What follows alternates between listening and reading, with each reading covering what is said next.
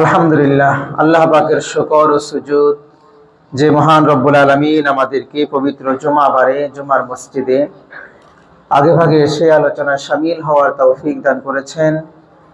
আসুন আলোচনার শুরুতে সেই মহান রব্বুল আলামিনের দরবারে শুকর আদায় করি, তার শেখানো ভাষায় হৃদয়ে সবটুকু ভালোবাসা উজাড় করে গভীর শ্রদ্ধা নিবেদন করে কেবলমাত্র শুধুমাত্র সেই আল্লাহ তাআলাকে খুশি করার জন্য সমস্বরে এক আওয়াজে আমরা সকলেই পড়ছি আলহামদুলিল্লাহ।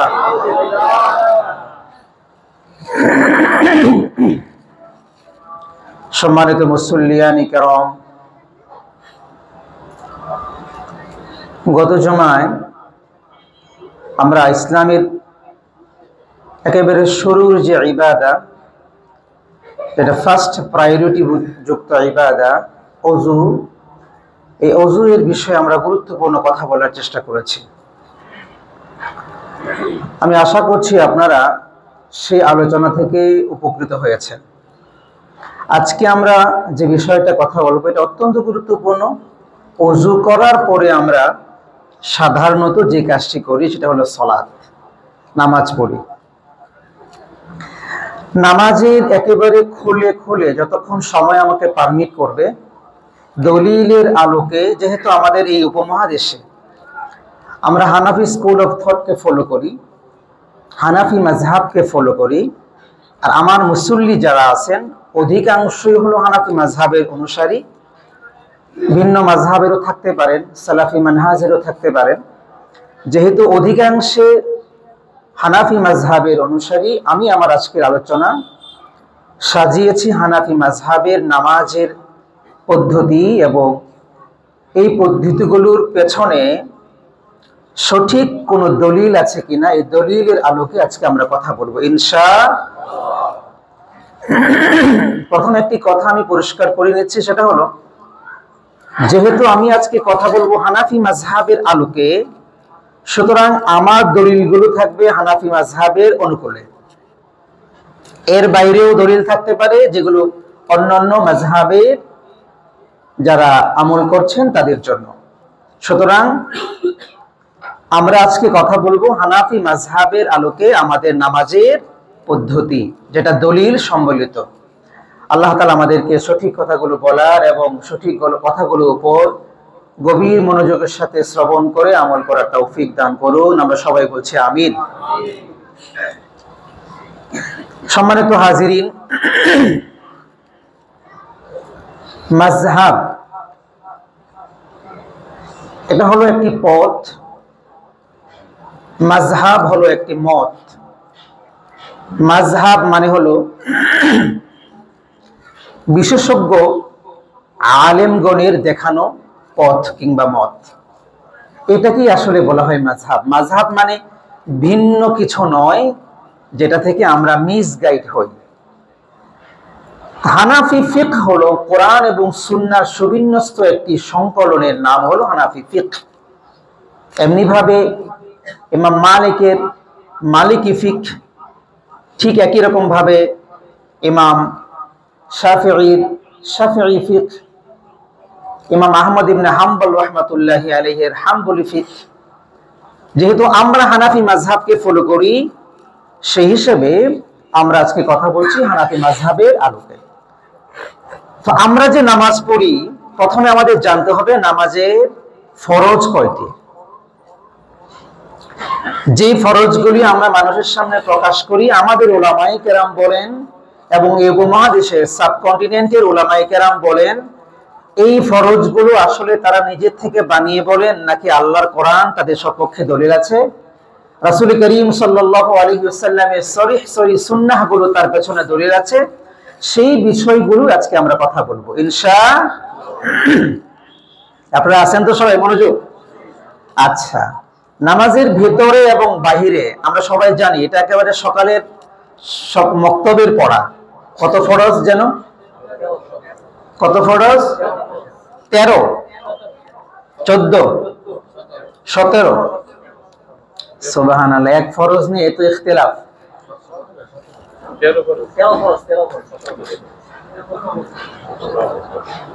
নামাজের ভেতরে এবং বাহিরে হলো 13 ফরজ। নামাজের ভেতরে এবং বাহিরে কত ফরজ? কোনো ইখতিলাফ রাখা যাবে না। আমি একেবারে দলিল সহ বলবো, আপনারা একবার মুখস্থ করে ফেলবেন। ঠিক আছে তো ইনশাআল্লাহ? তাহলে নামাজে ভেতরে এবং বাহিরে কত ফরজ? 13 ফরজ। কোন কোন ফকি আরেকটি ফরজকে বাড়িয়েছেন, 14 ফরজ বলেছেন, এবং কোনটাকে ফরজ বলেছেন সেটাও আমরা বলবো ইনশাআল্লাহ। তো স্বাভাবিকভাবে একটি প্রসিদ্ধ কথা হলো নামাজের ভেতরে এবং বাহিরে 13 ফরজ। নামাজের বাহিরে হলো 7 ফরজ, নামাজের ভেতরে হলো 6 ফরজ। এই 6 ফরজের সাথে কোন কোন ফকি একটি ফরজকে ওয়াজিবকে ফরজ বলেও অভিহিত করেছেন, সেটাকেও আমরা আমাদের আলোচনার মধ্যে রাখবো ইনশাআল্লাহ। তাহলে নামাজের বাহিরে যে ফরজগুলো, এই ফরজগুলো আগে জানি আমরা। 1 নম্বরে হলো শরীর পাক। কি পাক? শরীর পাক। আমরা তো মক্তবে যখন পড়েছি কিংবা বই যখন আমাদের কাছে থাকে তখন আমরা পড়ি শরীর পাক, এভাবে পড়তে থাকি, কিন্তু শরীর পাকের অর্থ কি? শরীর পাকের অর্থ কি? অন্তর্নিহিত অর্থ কিন্তু আমরা কেউ অনুধাবন করার চেষ্টা করি না। আমরা শুধু মনে করছি যে পানি দিয়ে বোধহয় শরীরটা ধুয়ে ফেললেই শরীর পাক হয়ে যাচ্ছে। শরীর পাকের অন্তর্নিহিত একটি অর্থ আছে। আপনার শরীরের যে রক্ত মাংস পবিত্র হওয়া লাগবে, এটা হলো শরীর পাকের অন্তর্নিহিত অর্থ। শরীর পাকের বাহ্যিক অর্থ হলো আপনার ময়লা দূর করার জন্য পানি দিয়ে পরিষ্কার করলেন, এটা হলো শরীর পাকের বাহ্যিক অর্থ। শরীর পাকের অন্তর্নিহিত অর্থ হলো আপনার শরীরের রক্ত মাংস যা দিয়ে গঠিত হয়েছে এটা হালাল লাগবে, পাক লাগবে। দেখেন, এই অর্থ আমরা কতজনে বুঝেছি? নামাজে ঢোকার আগে বাহির থেকে 7টা ফরজ আদায় করে তারপরে নামাজে ঢুকতে হয়, তাই না? আপনারা আমার কথা বুঝেন নাই? বাহির থেকে 7টা ফরজ আদায় করে তারপরে নামাজে ঢুকতে হয়। নামাজে ঢোকার আগে 7টা কন্ডিশন। এই 7 কন্ডিশন আপনাকে ফিল আপ করে তারপরে নামাজে প্রবেশ করার অনুমতি আপনি পাবেন। যদি 7 ফরজের কোন এক ফরজ আপনার অনুপস্থিত থাকে, নামাজে ঢুকতেই পারবেন না, ঢুকলে নামাজ হবেই না, তার আগেই নামাজ ক্যান্সেল। 1 নাম্বারটা বলছে সেটা হলো শরীর পাক। 1 নাম্বারটা কি? না, শরীর পাকের 2 অর্থ। এক অর্থ হলো বাহ্যিক অর্থ, আর এক অর্থ হলো অন্তর্নিহিত অর্থ। বাহ্যিক অর্থ হলো আপনার গায়ে যদি আপনি জুনুবি হন, অপবিত্র হন, পরিষ্কার পানি দিয়ে, যে পানি পবিত্র করতে পারে এমন পানি দিয়ে আপনি পবিত্র হয়ে নিলে পবিত্র হয়ে যাবে, এটা হলো শরীর পাকের বাহ্যিক অর্থ। শরীর পাকের অন্তর্নিহিত অর্থ হচ্ছে আপনার শরীরটা পাক হওয়া লাগবে হারাম অর্থ দিয়ে, যেন আপনার শরীর গঠিত না হয়। হালাল অর্থ দিয়ে আপনার রক্ত মাংস হয়ে আপনার পুরো বডিটা ফিট থাকতে হবে, তবে আপনি শরীর পাক। নচেত আপনার হারাম অর্থ দিয়ে যদি আপনার শরীরের কোনো একটা রক্তকণিকা তৈরি হয়, আপনার হারাম অর্থ দিয়ে যদি আপনার শরীরের কোনো একটা মাংস তৈরি হয়, আপনার শরীর প্রথম নাম্বারে আপনি ডিলেট, পাক নয়, আপনার শরীর পাক নয়। এটা হলো অন্তর্নিহিত অর্থ। এবার কি করবেন? বলবেন যে হুজুর, যে আমরা তো তখন জানি নাই, না জেনে অনেক কিছু উল্টাপাল্টা হয়ে গিয়েছে, কি করতে হবে এখন? শরীরের কোন অংশ কি হয়েছে এটা কি কেটে ফেলা যাবে? যাবে না। কি করতে হবে এখন? অনেক সূরত আছে, এটা উলামায়ে কেরামের কাছে বসে সিদ্ধান্ত নিয়ে সেই মোতাবেক কাজ করলে আশা করা যায় রব আপনার শরীর পবিত্র করতে পারেন। সুবহানাল্লাহ বলেন। সুযোগ আল্লাহ রেখেছেন, কিন্তু আজকে এই মুহূর্তে এই আলোচনা করলে সামনে আগাতে পারবো না, এটা পরের আলোচনা। এটা আলেমদের সাথে বসে মুযাকারা করে সিদ্ধান্ত নিতে হবে। 1 2 নাম্বার হলো কাপড় পাক। 2 নাম্বার কি বলে? কাপড় পাক। এই কাপড় পাকের একটা বাহ্যিক অর্থ আর একটা অন্তর্নিহিত অর্থ। কাপড় পাক এমন নয় যে কাপড়ে আপনার নাপাকি লেগেছে আপনি পরিষ্কার করে নিলেন, এই কাপড় পাক, এটা বাহ্যিক অর্থ। কাপড় পাকের অন্তর্নিহিত অর্থ হচ্ছে যেই অর্থ দিয়ে আপনি কাপড় কিনেছেন হালাল অর্থ হওয়া লাগবে। হারাম অর্থ যদি দিয়ে আপনি কাপড় কিনে এই কাপড় দিয়ে নামাজ পড়লে নামাজ হবে না। এর হলো কাপড় পাকের অন্তর্নিহিত অর্থ। শরীর পাকের বাহ্যিক অর্থ, শরীর পাকের অন্তর্নিহিত অর্থ। কাপড় পাক 2 নাম্বার ফরজ। এই 2 নাম্বার ফরজের একটা হলো বাহ্যিক অর্থ আর একটা হলো অন্তর্নিহিত অর্থ। আমি অন্তর্নিহিত এবং বাহ্যিক অর্থ আপনাদের সামনে তুলে ধরছি। 1 নাম্বার শরীর পাক, 2 নাম্বার কাপড় পাক। এই কাপড়টা যেমন বাহ্যিকভাবে আপনাকে পাক এবং পবিত্র হওয়া লাগবে, ঠিক তেমনি ভাবে পাক এবং পবিত্র টাকা দিয়ে আপনার কাপড় কেনা লাগবে। পাক এবং পবিত্র সম্পদ দিয়ে যদি আপনি কাপড় না কিনেন, হালাল সম্পদ দিয়ে যদি আপনি কাপড় না কিনেন, হারাম সম্পদ দিয়ে যদি আপনি কাপড় কিনেন, এই কাপড় আপনার আদৌ পবিত্র নয়।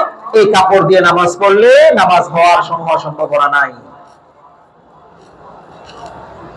2 নাম্বার শরীর পাক, কাপড় পাক, তারপরে নামাজের জায়গা পাক। নামাজের জায়গা পাক, এটাও 2টা অর্থ, একটা হলো বাহ্যিক অর্থ আর একটা হলো অন্তর্নিহিত অর্থ।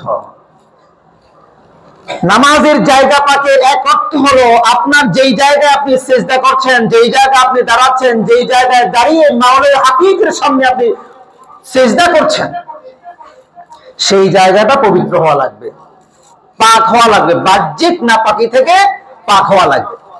2 নাম্বার অর্থ হলো ওই জায়গাটা নাপাকি নয়। কিভাবে? আপনি সাপোজ মসজিদের কথাই আমি বলছি, দূরে যাওয়ার আমার প্রয়োজন নাই। যেই কার্পেটের মধ্যে আপনি সিজদা করছেন, যে টাইলসে আপনি সিজদা করছেন, এই কার্পেট এবং এই টাইলস যদি হারাম সম্পদের কেনা হয়, বিশ্বাস করেন আপনার সিজদা কবুল হবে না। যেই কার্পেটে আপনি সিজদা করছেন, যেই জায়নামাজে, যেই মুসল্লায় আপনি সিজদা করছেন, তা যদি হারাম সম্পদের কেনা হয়, এই কাপড় আপনার এই নামাজের জায়গা পাক নয়। নামাজের জায়গা কি নয়? পবিত্র নয়। আচ্ছা, নামাজের জায়গা যদি অপবিত্র থাকে, সিজদা করলে সিজদা হবে, নামাজ পড়লে নামাজ হবে।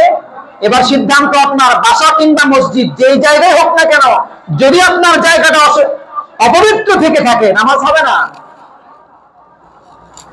এজন্য আমি প্রায়শ বলি, মসজিদের জাকজমক থেকে মসজিদ পবিত্র থাকা বেশি উত্তম, বেশি দরকার।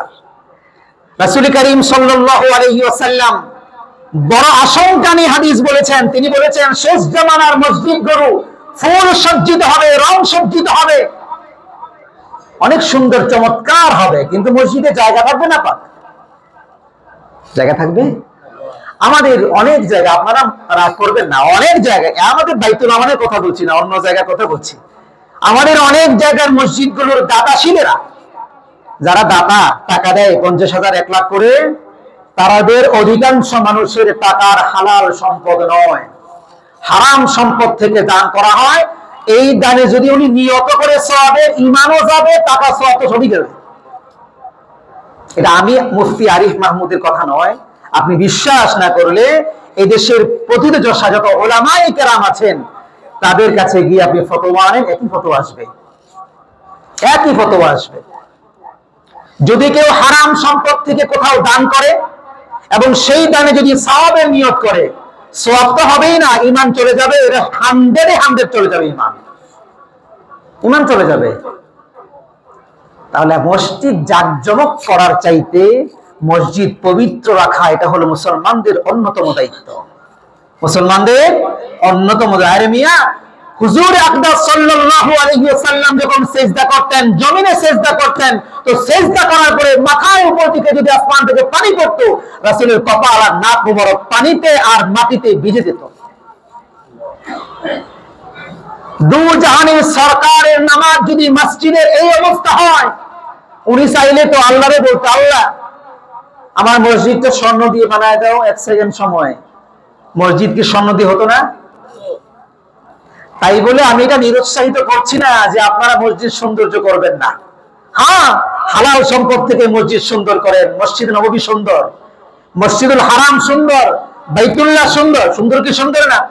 আরে মসজিদে নববীতে গেলে মনে হয় যে জান্নাতের মধ্যে বসে আছি, ঠিক কিনা ভাই? এত চমৎকার করে রাখছে, সুবহানাল্লাহ। হালাল সম্পদ দিয়ে প্রায়োরিটি দিতে হবে, হালাল সম্পদের। কিছু দিতে হবে বলেন, হালাল সম্পদের। 3 নাম্বার বলছে নামাজের জায়গা পাক। এই জন্য ভাই, নামাজের জায়গা পাক হওয়া লাগবে, নামাজ যদি আল্লাহর কাছে কবুল করাইতে চাই। 4 নাম্বার সতর ঢাকা। নামাজের ভেতরে ঢোকার আগেই যে 7টা কন্ডিশন, এর মধ্যে 4 নাম্বার কি? সতর ঢাকা। সতর ঢাকা। পুরুষের সতর হলো নাভির উপর থেকে নিয়ে হাঁটুর নিচ পর্যন্ত পুরুষের সতর, নাভির উপর থেকে নিয়ে হাঁটুর নিচ পর্যন্ত পুরুষের সতর। এতটুকু যদি হয়, তার যদি অন্যান্য কাপড় না থাকে, এই সতর ঢাকা মানে ফরজ আদায় হয়ে যাবে, নামাজ হয়ে যাবে। মহিলাদের সতর হলো হাতের কবজা, মুখমণ্ডল, পায়ের পাতা, এছাড়া সবটুকুই মহিলাদের সতর, সবটুকু মহিলাদের সতর। তারা যখন নামাজ পড়বে মুখমণ্ডল খোলা রাখবে, হাতের কবজা পর্যন্ত খোলা রাখবে, পায়ের পাতা খোলা রাখবে। এখানে ফুকাহায়ে কেরাম বলেছেন, যদি তার সামনে দিয়ে পরপুরুষ চলে যাওয়ার সম্ভাবনা থাকে তাহলে মাথার কাপড় ঝোলাইয়া দিবে, চেহারা যেন দেখতে না পায়, ঢাকবে না কিন্তু ঝুলিয়ে দিবে, টান দিয়ে সামনের দিকে একটু ঝুলিয়ে দিবে।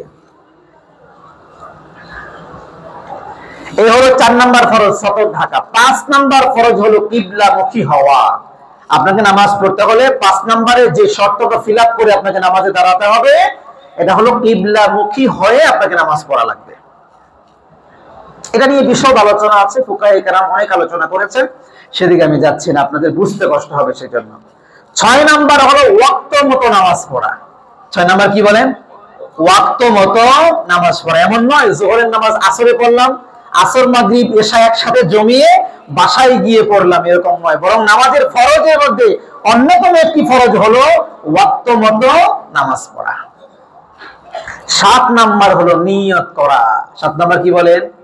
নিয়ত করা। নামাজের ফরজ এটা নিয়ে নানান প্রান্তিকতা আছে। একদল বলছে নিয়ত লাগে না, আর একদল বলছে নিয়ত না করলে নামাজ হবে না, এরকম আছে না নাই? আমি আজকে বলবো, বিস্তারিত বলবো ইনশাআল্লাহ, দলিলের আলোকেই বলবো ইনশাআল্লাহ। তাহলে আমরা জানলাম নামাজে ঢোকার আগে 7টি কন্ডিশন আছে, এই কন্ডিশনগুলো ফিল আপ করে নামাজে ঢোকার, আপনি প্রবেশ করার অনুমতি পাবেন। এর মধ্যে 1 নাম্বার শরীর পাক। 1 নাম্বার কি বলেন? 2 নাম্বার কাপড় পাক। জোরে জোরে বলেন। 2 নাম্বার শিখতে হবে তো। 3 নাম্বার নামাজের জায়গা পাক, নামাজের জায়গা পাক। 4 নাম্বার সতর ঢাকা। 4 নাম্বার সতর ঢাকা। 5 নাম্বার কিবলামুখী হওয়া। 5 নাম্বার কিবলামুখী হওয়া। 6 নাম্বার ওয়াক্ত মতো নামাজ পড়া। 7 নাম্বার নামাজে নিয়ত করা। এই হলো আপনি এবার ঢোকার অনুমতি পেয়েছেন নামাজে। এবার নামাজে আপনি প্রবেশ করবেন। নামাজের ভেতরে এবার আপনার কতগুলো কন্ডিশন আছে, এই কন্ডিশনগুলো ফিল আপ যদি আপনি করেন নামাজ হবে, এই কন্ডিশনগুলো ফিল আপ না করলে নামাজ হবে না।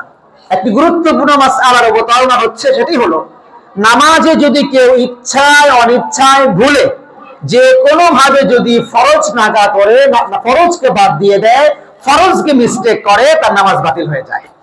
নামাজে ইচ্ছায় অনিচ্ছায় ভুলে যে কোনো ভাবে যদি ফরজকে বাধা করে, ফরজকে বাদ দিয়ে দেয়, ছুটে যায়, মিস হয়ে যায়, তাহলে বিনা কষ্টে তার নামাজ বাতিল হয়ে যায়। তার নামাজ কি হয়ে যায় বলেন? বাতিল হয়। তাহলে এই যে 13টির কথা বলছি আমরা, এই 13টি এমন বিধান, যদি আপনি ভুলে যান তাইলেও কাজ হবে না, আপনি মিস্টেক করলেও কাজ হবে না, ইচ্ছায় করেন অনিচ্ছায় করেন, যেভাবেই আপনি করেন কাজ হবে না, বরং এই 13টা আপনাকে পড়াই লাগবে। কথা ঠিক না ঠিক? এবার আমরা বলছি নামাজের ভেতরের 6 ফরজ। 6টি হলো প্রসিদ্ধ ফরজ, আর একটা কোন কোন উলামায়ে কেরাম ফরজ বলেছেন, কেউ ওয়াজিব বলেছেন, সেটাও বলবো। 1 নাম্বার তাকবীরে তাহরিমা। 1 নাম্বার কি বলেন? তাকবীরে তাহরিমা। তাকবীরে তাহরিমা হলো প্রথম তাকবীর। ইমাম যখন তাকবীর দিয়ে নামাজে প্রবেশ করেন জামাতে, অথবা আপনি মুনফারিদ একাকী নামাজ পড়ছেন, আপনি একাকী যখন নামাজ পড়েন তখন আপনি যেই তাকবীর দিয়ে নামাজে প্রবেশ করেন, আল্লাহু আকবার, এটা হলো তাকবীরে তাহরিমা, প্রথম তাকবীর, হাত বাঁধার আগের তাকবীর, তাকবীরে তাহরিমা। এটা নিয়ে আমাদের দেশে অনেক মানুষ এই মাসআলাটা সহিভাবে জানেন না। সেটা হলো ইমাম সাহেব যখন নামাজ পড়ান আল্লাহু আকবার বলে, অনেক মুসল্লিকে দেখবেন তারা শুধুমাত্র ঠোঁট বন্ধ, মুখ বন্ধ, আমার দিকে তাকান, এরকম আছে না নাই? কেউ বা বললেও মনে মনে বলে আল্লাহু আকবার, কিন্তু এটা ফরজ। ইমামের জন্য যেমন ফরজ, মুক্তাদির জন্য তেমনি ফরজ। আপনি শুধু ইমামের উপর সব দিয়ে বসে রইলেন, কিচ্ছু করলেন না, ইমাম আল্লাহু আকবার বলে আপনি মুখ বন্ধ করে রাখলেন, নামাজ আপনার হবে না। আপনি যা কসরত করলেন ব্যায়াম হলো, বুঝতে পারেননি আমার কথাটা? এই মাসআলা আমাদের দেশের অনেক আলেমরাও জানে না, তাহকিকি আলেম ছাড়া অনেক আলেমরাও জানে না এটা। আপনি দেখবেন অনেক মুসল্লি দিকে তাকিয়ে তারা আল্লাহু আকবার ইমাম সাহেব যখন বলে তিনি চুপ করে শুধু হাত বাঁধেন না। ইমাম যখন আল্লাহু আকবার বলবেন, আপনি মুসল্লি, আপনার নিজের কানে শোনা যায় মতো, এত আওয়াজ নয় যে মসজিদ ফেটে যায় এমন আওয়াজ নয়, বরং এতটুকু আওয়াজ আপনাকে দেওয়াই লাগবে যে আওয়াজ দিলে আপনার নিজের কানে আপনার আওয়াজ শুনতে পান। আল্লাহু আকবার, এই এতটুকু আওয়াজ মুখ থেকে দিয়ে, জিহ্বা দিয়ে, ঠোঁট নেড়ে আওয়াজ দিয়ে আপনাকে তাকবীরে তাহরিমা বলা লাগবে। এটা বললেই কেবল আপনি নামাজে ঢোকার প্রথম শর্ত, প্রথম কন্ডিশন আপনি ফিল আপ করলেন, নাইলে আপনার নামাজ হবে না। আমার কথা কি বুঝতে পেরেছেন? কষ্ট হয়ে যাচ্ছে? এক নাম্বার নামাজে প্রবেশ করার যে ফরজ সেটা হলো তাকবীরে তাহরিমা। শুধু কি ইমাম সাহেব বলবেন, আপনাদেরও বলা লাগবে, সবার বলা লাগবে। আল্লাহু আকবার, এটা সবার বলা লাগবে। মনে থাকে যেন এই কথাটা। যদি কখনো কোথাও কোন সময় ভুলে যান, আগের আমল থেকে, আগে তো বলতেন না, এই হিসাবে এখনো এমন করে বলছেন, মনে হয়েছে হুজুর তো বলছে আল্লাহু আকবার না বলে নামাজ হবে না, ছেড়ে দেন, আবার আল্লাহু আকবার বলে হাত বাঁধেন। তখন দ্বিধাদ্বন্দ্বে থাকার সুযোগ নেই, এখন কি করবো, হাত তো বেঁধে ফেলছি, নামাজ আজকে শেষ করে দেই না। আজকে শেষ করলেন মানে আজকের জমা শেষ করলেন আর কি। আজকে শেষ করলেন মানে আজকের জমা শেষ করলেন আর কি। এই জমা আপনার কাউন্ট হবে না অ্যাকাউন্টে। সুতরাং তাকবীরে তাহরিমা দিয়ে আপনাকে নামাজে প্রবেশ করা লাগবে। হাত বেঁধে ফেললেও তারপরেও আপনাকে তাকবীরে তাহরিমা দিয়ে আবার নতুন করে নামাজ পড়তে হবে। এক নাম্বার বললাম তাকবীরে তাহরিমা। দুই নাম্বার হলো কিয়াম করা, অর্থাৎ দাঁড়িয়ে নামাজ পড়া। কিয়াম করা অর্থাৎ, এটা নিয়ে যে আমাদের দেশে কত নাজেহাল অবস্থা। সুস্থ মানুষ 1 কিলোমিটার দূর থেকে হেঁটে হেঁটে আসতে পারেন, কারো কারো অসুস্থ থাকতে পারে, মাজুরি থাকতে পারে, সেটা ভিন্ন জিনিস। যার হাকিকি মাজুরি আছে এটার ব্যাপারে আল্লাহ তাআলা ছাড় দিবেন। কিন্তু সুস্থ মানুষ, কোমরে কোনো তেমন ব্যথা নাই, হাঁটুতে তেমন ব্যথা নাই, উনি অন্যান্য কাজ করতে পারেন, বিশেষ করে লোকোমোটে বসে যিনি বাথরুম করতে পারেন, তিনার জন্য জায়েজই নাই বসে নামাজ পড়া। বুঝেন না এই কথাটা? লোকোমোটে বসে যিনি ইস্তেঞ্জা সারতে পারেন, তার জন্য জায়েজই নাই বসে নামাজ পড়া। কারণ দাঁড়িয়ে নামাজ পড়া এটা কি সুন্নাহ, নফল, ওয়াজিব, ফরজ। দাঁড়িয়ে নামাজ পড়া কি বলে? আমরা আগেই বলেছি, ইচ্ছায় অনিচ্ছায় ভুলে কোনোভাবে যদি একটা ফরজ ছুটে যায়, নামাজ থাকবে? নামাজ থাকবে না। সুতরাং আপনি যদি মনে করেন আপনার সামর্থ্য আছে দাঁড়িয়ে নামাজ পড়তে, হ্যাঁ একটু কষ্ট হয়, কষ্টের পরিমাণ বেশি নয়, একটু কষ্ট হয়, দাঁড়িয়েই আপনাকে নামাজ পড়া লাগবে। যতক্ষণ পারেন দাঁড়িয়ে নামাজ পড়বেন। এটা হলো শরীয়তের মাসআলা। এবার আপনি মানলে আপনার মানতে পারেন, না মানলে আপনার ব্যাপার। আমার দায়িত্ব হলো শরীয়তের মাসআলা আপনাকে জানিয়ে দেওয়া। 3 নাম্বার হলো কিরাত পড়া। 3 নাম্বার কি ভাই? কিরাত পড়া। নামাজের অন্যতম ফরজ হলো কিরাত পড়া। কিরাত করতে হবে আপনাকে। সূরাতুল ফাতিহা এবং অন্য আরেকটি সূরা কিংবা বড় এক আয়াত, ছোট 3 আয়াত পরিমাণ পড়াকে একসাথে কিরাত বলে। এই কিরাত আপনাকে পড়া লাগবে, নামাজের ফরজ। 4 নাম্বার হলো রুকু করা। 4 নাম্বার কি? রুকু করা। এই রুকু নামাজের অন্যতম ফরজ। 5 নাম্বার হলো 2 সিজদা করা। 5 নাম্বার কি? 2 সিজদা করা। এই 2 সিজদা করা নামাজের অন্যতম ফরজ। দেখেন, সিজদা করা শুধু ফরজ নয়, বরং 2 সিজদা করা ফরজ। কথাটি খেয়াল করেছেন? অনেক সময় আপনি ভুলে যদি এক সিজদা দিয়ে কোনো এক রাকাতে শেষ করেন, ভুলে এমনটি হওয়া স্বাভাবিক, হয়ে যেতে পারে। মাসালাটি শুনে নেন। আপনি দ্বিতীয় রাকাতে এক সিজদা দিয়েছেন, একাকী নামাজ পড়তেছেন তো, মনে নাই, অন্য মনস্ক হয়ে গেছেন, কিংবা মনস্ক সব ঠিকই আছে, কিন্তু অনেক সময় বেখেয়াল এরকম হয়ে যেতে পারে। আপনি এক সিজদা দিয়েছেন, তৃতীয় রাকাতের জন্য উঠে গিয়েছেন, দাঁড়িয়ে কিছু পড়েও ফেলেছেন, কিংবা চতুর্থ রাকাতে চলে গেছেন, তৃতীয় রাকাত শেষ, হঠাৎ আপনার মনে হয়েছে কিরে আমার তো দ্বিতীয় রাকাতে সিজদা একটা হয়েছিল। এবার আপনারা বলেন তো নামাজে কয় সিজদা ফরজ? কয় সিজদা প্রত্যেক রাকাতে? 2 সিজদা আপনাকে করতে হবে। 2 সিজদাই কিন্তু ফরজ। আপনাকে, আপনি যেই অবস্থায় থাকেন সালাম যদি না ফেরান, যেই অবস্থায় থাকেন সেই অবস্থা থেকে আপনাকে আবার একটি সেজদা দিতে হবে। কি দিতে হবে? আরেকটি সেজদা দিতে হবে। সেজদা দিয়ে এইবার আপনি এখন যে অবস্থায় ছিলেন সেই অবস্থা থেকে আপনি নামাজ আদায় করবেন। সেজদায় সাহু দিয়ে নামাজ শেষ করবেন, তাকদিম তাখির হওয়ার কারণে। আমার কথা কি বুঝতে পেরেছেন? নামাজ হয়ে যাবে ইনশাআল্লাহ। তাহলে এটা হলো 2 সিজদা করা ফরজ। 6 নম্বরে আমরা যেটা বলছি নামাজের ফরজ, এটা হলো শেষ বৈঠক করা। শেষ বৈঠক করা এটা কি? নামাজে ফরজ। এই হলো 6টি ফরজ। কিন্তু আরেকটি ফরজ উলামায়ে হক তারা বলেছে, সেটা হলো সালাম ফেরানো। এটাকে কেউ কেউ ফরজ বলেছেন, কেউ এটাকে আবার ওয়াজিবও বলেছেন। তো এই হলো মোট নামাজের ভেতরে এবং বাহিরে 13 কিংবা 14 ফরজ। তাহলে আমরা নামাজের বাহিরে 7 ফরজ জেনেছি, নামাজের ভেতরে জানি মোট মতানৈক্য ছাড়া ফরজ কয়টি? 6টি। কয়টি? 1 নাম্বার তাকবীরে তাহরিমা বলা, বলেন সবাই। 1 নাম্বার তাকবীরে তাহরিমা বলা। 2 নাম্বার কিয়াম করা, দাঁড়িয়ে নামাজ পড়া আর কি। 3 নাম্বার কিরাত করা, 3 নাম্বার কিরাত করা। 4 নাম্বার রুকু করা। 5 নাম্বার 2 সিজদা করা। 6 নাম্বার শেষ বৈঠকে বসা। আর 7 নাম্বার যেটা মতানৈক্য সহ, সেটা হলো সালাম ফেরানো। কেউ এটাকে ওয়াজিব বলেছেন, কেউ এটাকে ফরজ বলেছেন। আসবে, সব আসবে।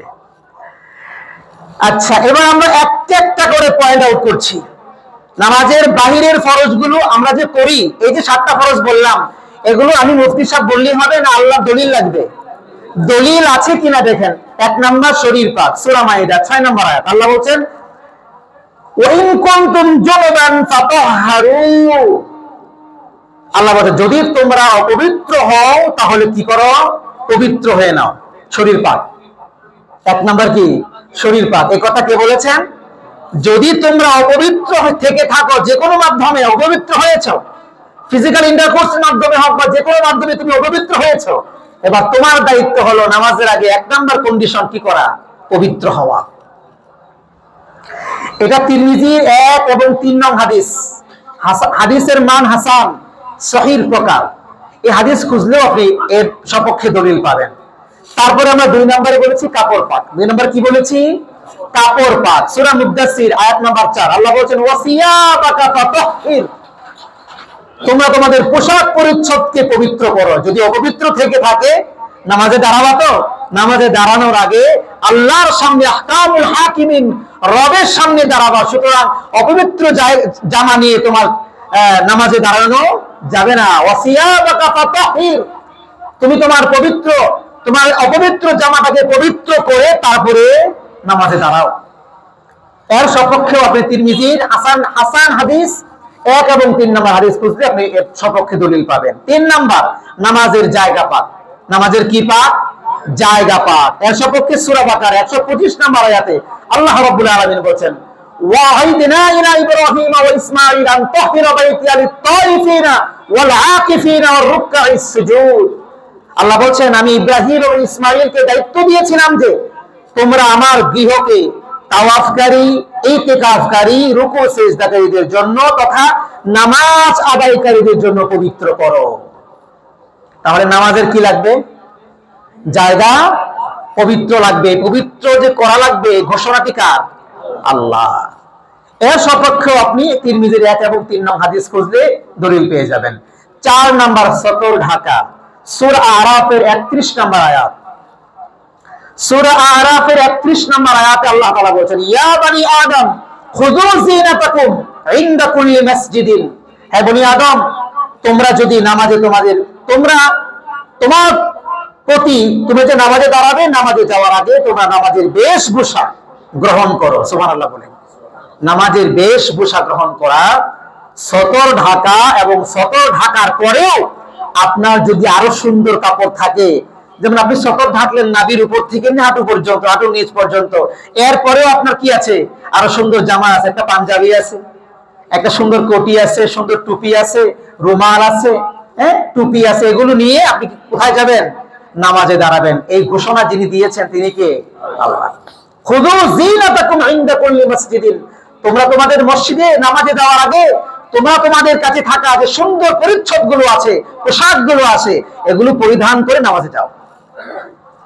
5 নাম্বার কিবলামুখী হওয়া। সূরা বাকারা 144 নম্বর আয়াত। এই আয়াত আল্লাহ তাআলা বলেন, ফাওয়াল্লি ওয়াজহাকা শাতরাল মাসজিদিল হারাম ওয়া হাইসুমা কুনতুম ফাওয়াল্লু ওয়ুজুহাকুম শাতরা। আল্লাহ নবী সাল্লাল্লাহু আলাইহি ওয়াসাল্লাম যখন বাইতুল মুকাদ্দাসের দিকে নামাজ পড়ছিলেন দীর্ঘ সময়, রাসূল করিম সাল্লাল্লাহু আলাইহি ওয়াসাল্লামের ইচ্ছা ছিল বাইতুল্লাহর দিকে ফিরে নামাজ পড়বেন। মনে মনে ইচ্ছা করতেছিলেন। নামাজ রত অবস্থায় আসমানের দিকে আল্লাহ নবী তাকিয়েছিলেন, মানে আসমানের দিকে তাকিয়ে আল্লাহকে এটা বলতেছিলেন, আল্লাহ আমার মন চায় এই দিকে না এই দিকে। সুবহানাল্লাহ বলবেন না? আমার মন চায় এই দিকে নয়, বরং এই দিকে ফিরে নামাজ পড়ি। আল্লাহ নামাজের মাঝখানে তার এই তাকানোকে পছন্দ করে বললেন, এখনই, সময় আর না, আপনি নামাজ পড়বেন, আপনি তাকিয়েছেন, আর আমি সময় দিব আরো 2 রাকাত শেষ করেন, তারপরে আপনি এদিকে ফিরবেন না, এখনই আপনি এদিকে ফিরে, আপনার মন যেদিকে চায়। সুবহানাল্লাহ। তিনি বাইতুল মুকাদ্দাস থেকে মুখ ফিরিয়ে বাইতুল্লাহর দিকে করলেন। মসজিদে কিবলাতাইনি যদি আজও আপনি যান, মসজিদে কিবলাতাইনি যদি আজও আপনি যান, দেখবেন যেদিকে ফিরে ইমাম এখন নামাজ পড়ে তার উল্টা পিছন দিকে প্রবেশ পথে একটা জানামাজ অঙ্কিত আছে। তার মানে এই দিকে ফিরে রাসূল আগে প্রথম নামাজ শুরু করেছেন। যখনই নামাজরত অবস্থায় মুহাম্মদ সাল্লাল্লাহু আলাইহি ওয়াসাল্লামের ইচ্ছা হয়েছে, আল্লাহ এদিকে আকাশের দিকে তাকাইলেন আর বললেন, আল্লাহ আমার ইচ্ছা বাইতুল্লাহর দিকে ফিরে নামাজ পড়ি, কিবলাটা আবার বাইতুল্লাহ হোক।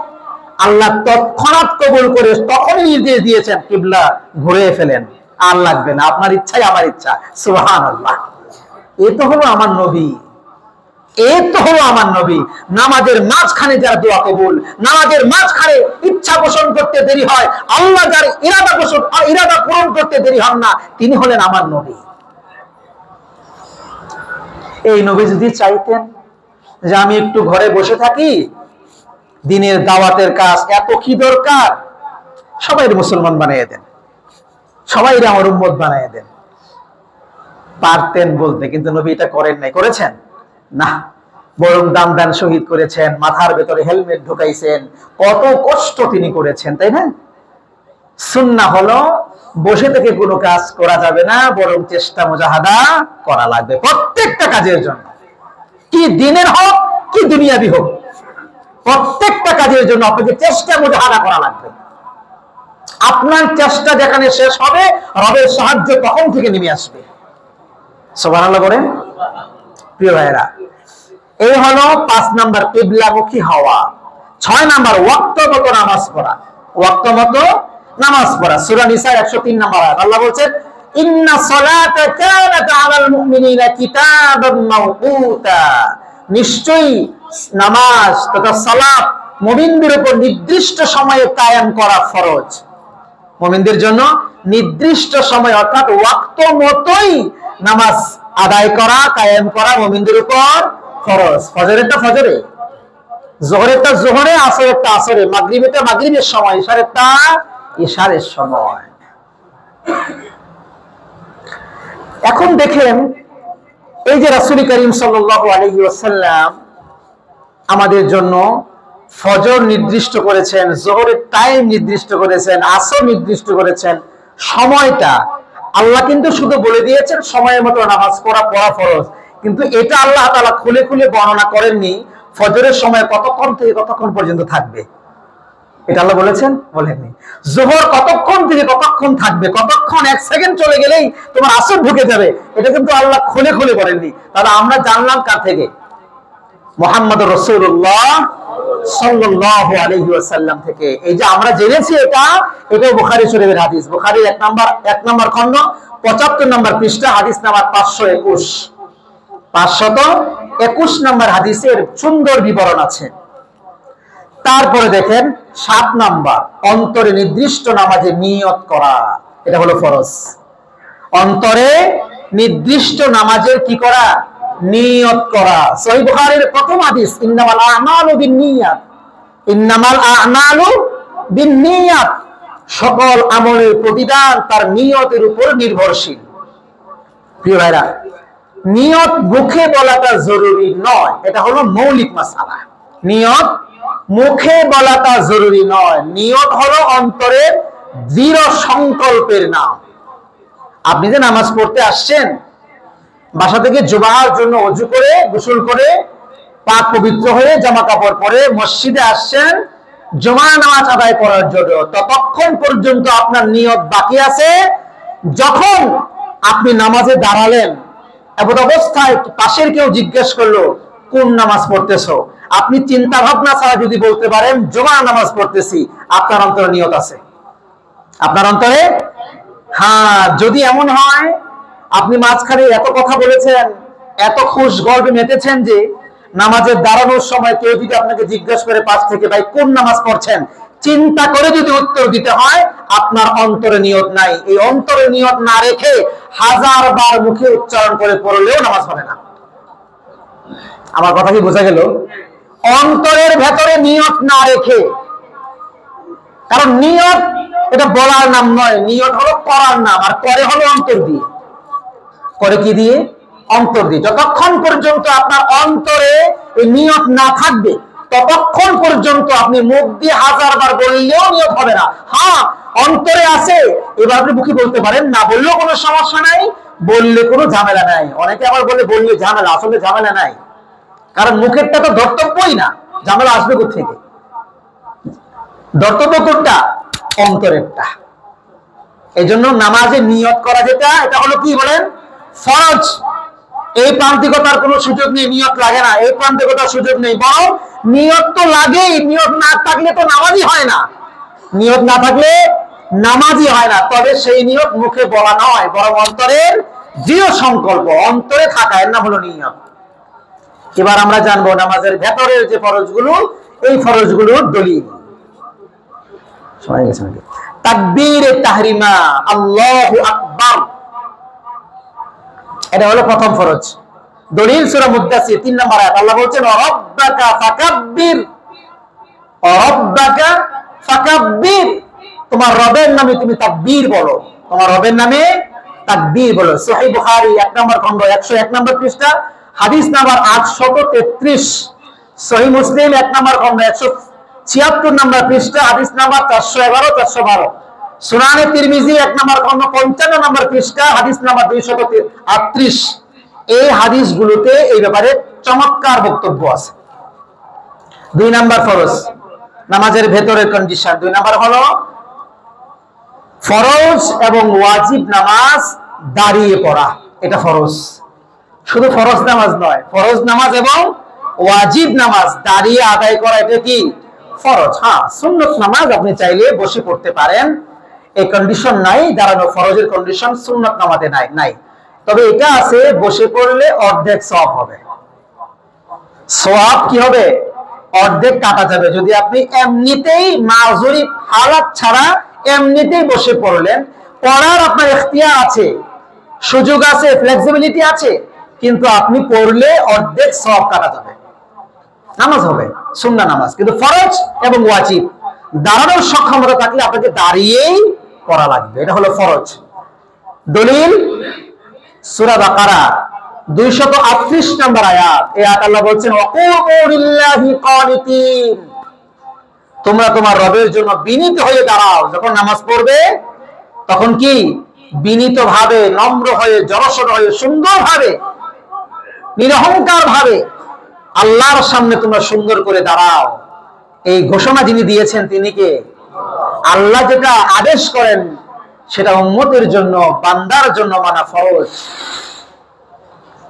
এছাড়াও আপনি বুখারী শরীফ দেখতে পারেন 1 নম্বর খণ্ড 150 নম্বর পৃষ্ঠা, 1117 নম্বর হাদিস, এবং সুনানে তিরমিজির 1 নম্বর খণ্ড 66 নম্বর পৃষ্ঠা 304 নম্বর হাদিস। আপনি খুঁজলে এই ব্যাপারে চমৎকার বিস্তারিত আপনি পেয়ে যাবেন। 3 নম্বর আমরা বলছি নামাজের ভেতরের ফরজের মধ্যে কন্ডিশন কিরাত পড়া। 3 নম্বর কি বলেন? কিরাত পড়া। দলিল সূরা মুজাম্মিল 20 নম্বর আয়াত, আল্লাহ বলছেন ফাকরাউ মা তায়াসসারা মিনাল কুরআন, তোমরা কোরআন থেকে তোমার যতটুকু সহজ হয় ততটুকুই তোমার নামাজে আদায় করো। সুবহানাল্লাহ। আয়াত তিলাওয়াত করার আদেশ নির্দেশ কে দিয়েছেন? নামাজে। যত আপনার যেখান থেকে সহজ মনে হয়, আপনি কুল হুয়াল্লাহ সহজ মনে হয় তো পড়েন, কুল হুয়াল্লাহ থেকেই পড়েন। আপনার সূরা নাস সহজ মনে হয় আপনার কাছে, নাস থেকেই পড়েন। আপনি যেখান থেকে সহজ মনে হয় সেখান থেকেই পড়েন।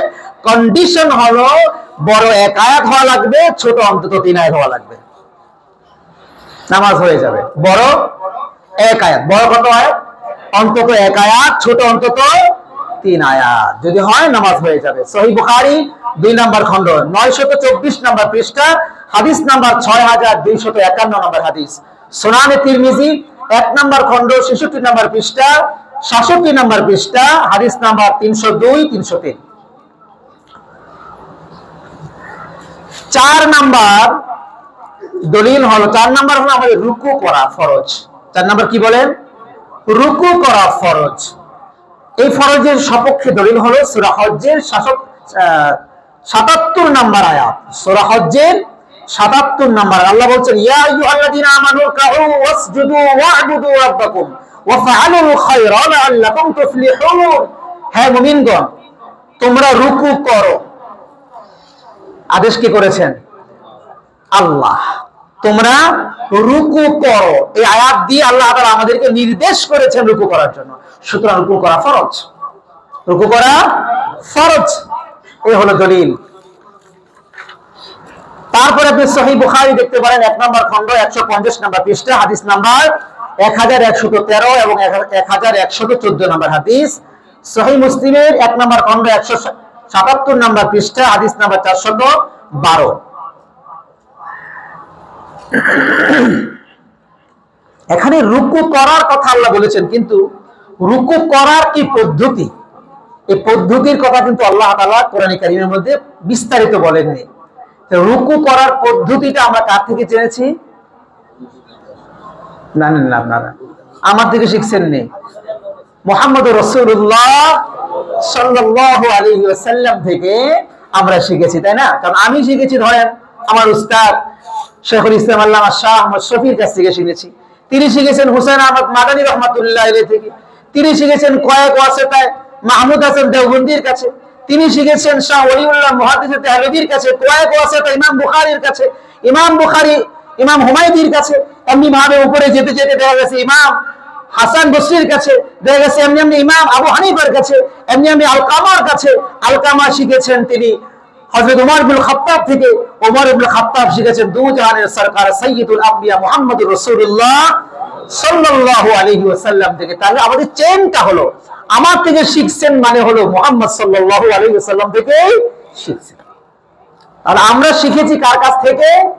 মুহাম্মদুর রাসূলুল্লাহ সাল্লাল্লাহু আলাইহি ওয়াসাল্লাম থেকে। তারপরে শেষ যেটা হলো শেষ বৈঠক, তাশাহুদ পরিমাণ বসাই আপনাকে লাগবে, তাশাহুদ পরিমাণ বসাই রাখবে। দলিল আবু দাউদের হাদিস 1 নম্বর খণ্ড 139 নম্বর পৃষ্ঠা, হাদিস নাম্বার 970 960।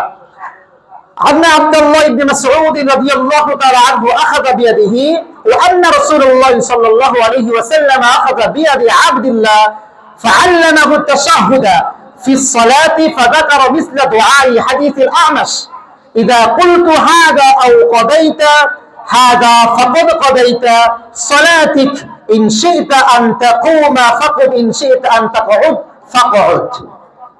আব্দুল্লাহ ইবনে মাসউদ রাদিয়াল্লাহু তাআলা আনহু তিনি বলেন, রাসূলুল্লাহ সাল্লাল্লাহু আলাইহি ওয়াসাল্লাম আব্দুল্লাহর হাত ধরে সালাতে তাশাহুদের পাঠ তিনি শিখিয়েছেন। অতঃপর তিনি আমাকে বললেন, যখন তুমি এই দোয়া পড়বে, আত-তাহিয়াতু, এই দোয়া যখন তুমি পড়বে অথবা তোমার পড়া শেষ হবে, তখন তোমার সালাত শেষ হবে, এর আগে নয়। তাহলে সালাতে তাশাহুদ পড়া, এটা কি বলেন? ফরজ। শেষ বৈঠক পর্যন্ত পড়া আর কি, শেষ বৈঠক করা ফরজ। কতক্ষণ পরিমাণ? তাশাহুদ পরিমাণ। আবার তাশাহুদ পড়ার ওয়াজিবের একটা ক্লাসিফিকেশন আছে। তারপরে আমরা 6টা বলেছি। 7 নাম্বার যেটা মতানৈক্য আছে, কেউ ফরজ বলেছেন, কেউ বা ওয়াজিব বলেছে, সেটা হলো সালাম, সালামের মাধ্যমে নামাজ শেষ করা। আল বাহরুর রাইক 1 নম্বর খণ্ড 513 নম্বর পৃষ্ঠায় এই দলিল আছে। আচ্ছা বলেন তো, এতক্ষণ যে আমরা নামাজের বাহিরে এবং ভেতরের কন্ডিশন গুলো বললাম, ফরজ গুলো বললাম, যে কন্ডিশন গুলো অ্যাপ্লাই না করলে আপনার নামাজ হবে না। কোন একটারও কি আমি দলিল ছেড়ে দিয়েছি? বুঝেন নাই আপনারা? কোন একটারও কি আমি দলিল ছেড়ে দিয়েছি? না, প্রত্যেকটার খুলে খুলে দলিল বর্ণনা করেছি। তাহলে এই যে নামাজে ফরজ আমরা বলি ভেতরে বাহিরে, এটা কি আন্দাজে বলি না দলিল ভিত্তিক বলি? আওয়াজ করে বলেন, দলিল ভিত্তিক আমরা বলি। সুতরাং এই নামাজের ভেতরে এবং বাহিরে এই যে 13টি ফরজ, এই 13টি ফরজ সম্পর্কে আজকে আমার দর্স, কারণ সময় শেষ হয়ে যাবে, সময় আমাকে পারমিট করছে না। তারপরে আরো কিছু কথা আছে, সেগুলো চেষ্টা করব আগামী জুমায় আমাদের আলোচনা করার জন্য, এগুলো বলবো ইনশাআল্লাহ। তা আজকে আপনাদের সবক থাকলো নামাজে বাহিরে এবং ভেতরে 13 ফরজ। এই 13 ফরজ আপনারা মুখস্থ করে রাখবেন। যে বর্ণনাগুলো আমি খুলে খুলে বলেছি, এগুলো মনে রাখার স্বার্থে আল্লাহ তাআলা আমাকে এবং আমাদের সবাইকে আমল করার তৌফিক দান করুন।